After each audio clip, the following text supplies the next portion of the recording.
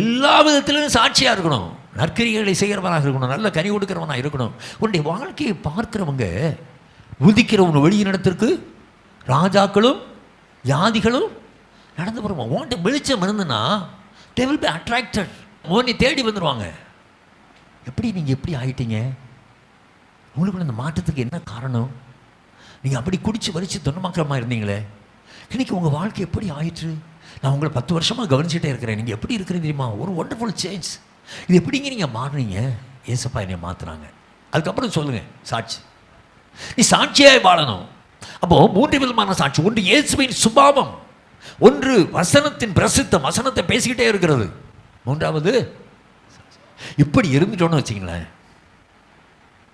இயேசு கிறிஸ்து நம்ம விட்டு போகவே மாட்டார். கொஞ்சம் அந்த பக்கம் போங்காண்டவன்னா விட மாட்டார். நம்ம பக்கத்தில் தான் இருப்பேன். ஆமென். ஹல்லேலூயா.